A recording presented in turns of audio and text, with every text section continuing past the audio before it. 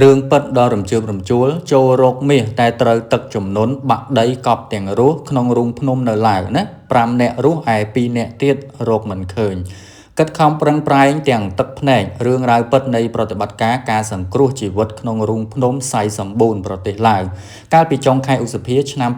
2026កន្លងទៅនេះមានហេតុការណ៍ដ៏រំជើបរំជួលនិងទទួលបានការចាប់អារម្មណ៍យ៉ាងខ្លាំងពីអន្តរជាតិបានកើតឡើងនៅក្នុងតំបន់ភ្នំដ៏ដាច់ស្រយាលមួយស្ថិតនៅក្នុងស្រុកឡុងឆិនខេត្តไซสมบูรณ์ប្រទេសឡាវគ្រោះថ្នាក់នេះបានចាប់ផ្ដើមឡើងនៅពេលដែលប្រជាពលរដ្ឋក្នុងមូលដ្ឋានចំនួន7នាក់បានសម្រេចចិត្តបោះជំហានចូលទៅក្នុងរូងភ្នំធម្មជាតិដ៏ជ្រៅមួយក្នុងគោលបំណងស្វែងរកមាសនិងវត្ថុមានតម្លៃផ្សេងទៀតប៉ុន្តែធម្មជាតិពុំបានអនុគ្រោះឡើយស្របពេលដែលរដូវមូសុងចូលមកដល់ភ្លៀងធ្លាក់ខ្លាំងឥតឈប់ឈរបានបង្កជាទឹកជំនន់ដ៏កង្ហុកនិងឧបទ្ទវហេតុបំណាក់ដីនាំយកដីល្បាប់ខ្សាច់និងថ្មធំមកបិទចិត្តច្រកចេញចូលដល់ចង្អៀតរបស់រូងភ្នំធ្វើឲ្យក្រុមអ្នករុករកទាំង7នាក់ត្រូវជាប់គាំងនៅខាងក្នុងដោយគ្មានផ្លូវចេញ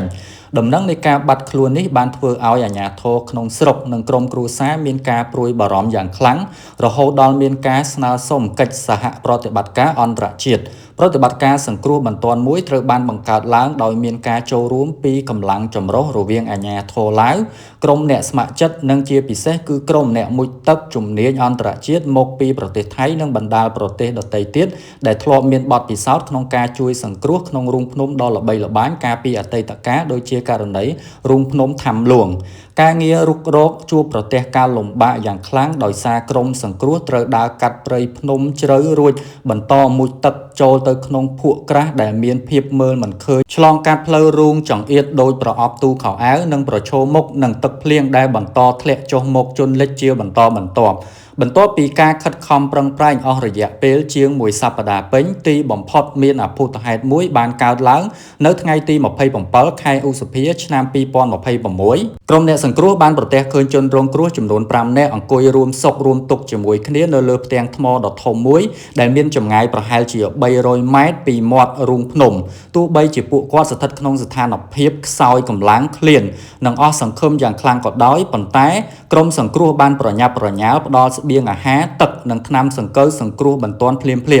ក្រោយមកតាមរយៈការប្រើប្រាស់ម៉ាស៊ីនបូមទឹកដើម្បីកាត់បន្ថយទឹកជំនន់និងការណែនាំពីរបៀបធ្វើដំណើរចេញជនរងគ្រោះទាំង5នាក់ត្រូវបានជួយសង្គ្រោះនិងនាំយកមកកាន់ផ្ទៃខាងលើដោយសុវត្ថិភាពបង្កជាបរិយាកាសអបអរសាទរទាំងទឹកភ្នែកពីសំណាក់ក្រុមគ្រួសារនិងក្រុមការងារដែលសង្គ្រោះទោះបីជាយ៉ាងណាក៏ដោយក្តីរំភើបនេះមិនបានពេញលេញទាំងស្រុងនោះទេព្រោះមនុស្ស2នាក់ទៀតក្នុងចំណោម7នាក់ត្រូវបានរកឃើញថាបានចូលទៅដល់ផ្នែកកាន់តែជ្រៅនិងស្ថិតក្នុងទីតាំងដែលពិបាកស្វែងរកបំផុតក្រុមអ្នកសង្គ្រោះបានព្យាយាមប្រើប្រាស់ព័ត៌មាននិងតម្រុយដែលទទួលបានពីជនរងគ្រោះទាំង5ដែលទើបសង្គ្រោះបានដើម្បីបន្តផែនការស្វែងរកជនរងគ្រោះ2នាក់ទៀតជាចុងក្រោយប៉ុន្តែដោយសារស្ថានភាពអាកាសធាតុអាក្រក់ខ្លាំងបូករួមនឹងហានិភ័យនៃការបាក់រលំថ្មខាងក្នុងរូងភ្នំដែលអាចគ្រោះថ្នាក់ដល់ជីវិតក្រុមអ្នកសង្គ្រោះផ្ទាល់នោះទីបំផុតនៅថ្ងៃទី6ខែមិថុនាឆ្នាំ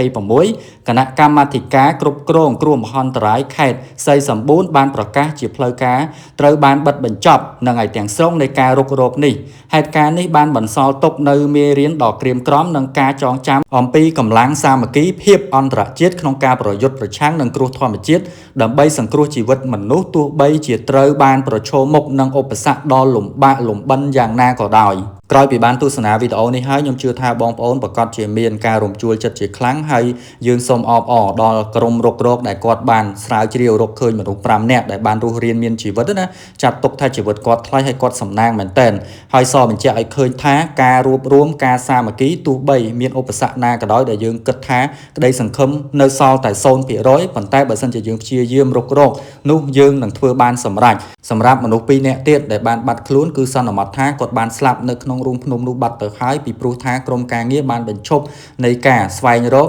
ដោយសារមិនអំណោយផលទៅលើអាកាសធាតុក៏ដូចជារូងភ្នំត្រូវបានបិទជិតនឹងឲ្យដោយខ្សាច់និងថ្មអញ្ចឹងខ្ញុំសង្ឃឹមថាបងប្អូនទស្សនាវីដេអូនេះហើយបងប្អូននឹងពេញចិត្តវីដេអូមួយនេះហើយកុំភ្លេចចុច like ចុច share ក៏ដូចជា follow profile ខ្ញុំម្នាក់មួយផងជម្រាបលាជួបគ្នាវីដេអូក្រោយៗទៀត Colio សាច់លេខ1សាច់ Premium សម្រាប់បរិះទាន់សម័យស្លៀកហើយត្រជាក់ស្រួលមិនស្អុះស្អាប់បោកទឹកមិនយាមិនបែកព្រួយសាច់យឺតស្រួលស្លៀកបងប្អូនអាចទំនាក់ទំនងមក Page Phuket ឥឡូវនេះបាន Promotion 4 ថែម1 Free សេវាដឹកជូន